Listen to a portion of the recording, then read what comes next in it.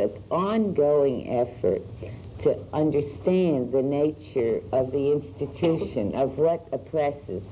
I like Paulo Freire's Pedagogy of the Oppressed, even though I know that the teachers aren't like Brazilian peasants.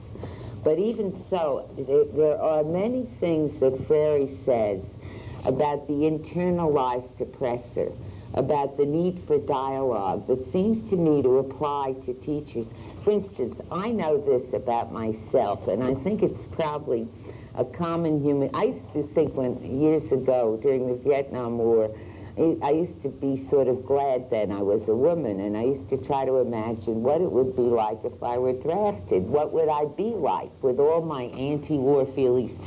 And I used to think, you know, if I was in the Army, what I would have to fight would be my desire to please and you know, make the sergeant love me and get ahead. And it's some sort of thing we all have. I think women have it more than men, but I think it's part of what is the problem in these large systems. Just to have the supervisor smile at me, it's a big thing. So I think the only way you can overcome that internalized depression is to feel support and to articulate, to name what works on you, to try to objectify it so that you can deal with it. The only way really to develop some kind of autonomy in a situation like that is to understand the forces that are working. You can't avoid the forces. There's no way. You can't avoid conditioning and all that manipulation. That's what our societies are like.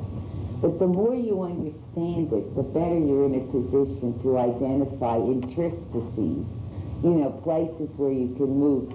I'm not the greatest admirer of some of the romantic literature of the 60s, but I'm an admirer of books like Herb Kohl's 36 Children and certain others, which show you that in the face of everything, you can create a space.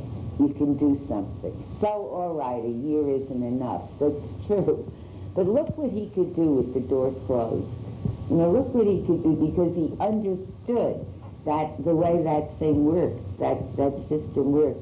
He understood that you could open a closet and take out science materials when nobody was looking. You know, he understood that he could bring his cello to school and nobody would stop him.